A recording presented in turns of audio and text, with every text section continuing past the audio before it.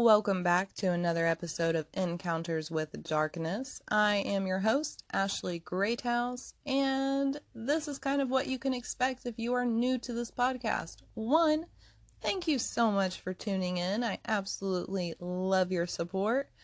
Two, I'm not saying that ghosts are real, okay?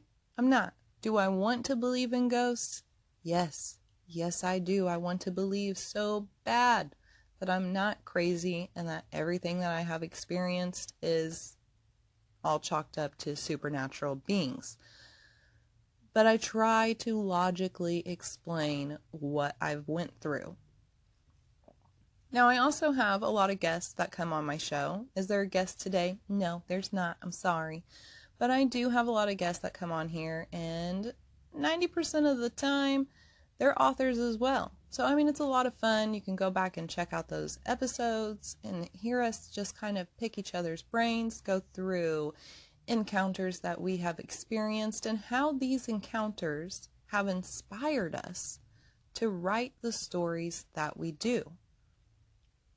Now, when I'm just solo on here, it's just me talking about my encounters that I've went through. And today we're going to focus on encounters that I've had inside of a haunted house. Now, one thing that I don't do is I'm not reading from a script. This is just me recalling my memory, especially my memory when it comes to actual locations. So I'm not trying to give you a history lesson on anything. You do not want to cite me on this is 100% factual about these locations that I talk about, because it's my experiences, it's my memories. That's what this whole thing is about. Now, the very first legitimate haunted house that I have ever went into is the Hannah House, located in Indianapolis, Indiana. What is crazy about the Hannah House is that it was a part of the Underground Railroad. And this is where the main, reason for there being ghosts at this location. As the story goes, per my memory, there was a group of slaves who made it to the Hannah House and were locked inside the cellar. They were in hiding. And while they were locked inside the cellar, something happened. A candle got knocked over. Maybe someone was smoking a cigar. I'm not sure exactly what happened, but I do know that there was a fire. And these poor people that had taken refuge in the cellar of the Hannah House, they didn't make it out. They were completely trapped, engulfed in flames, and they died a horrible, horrible death.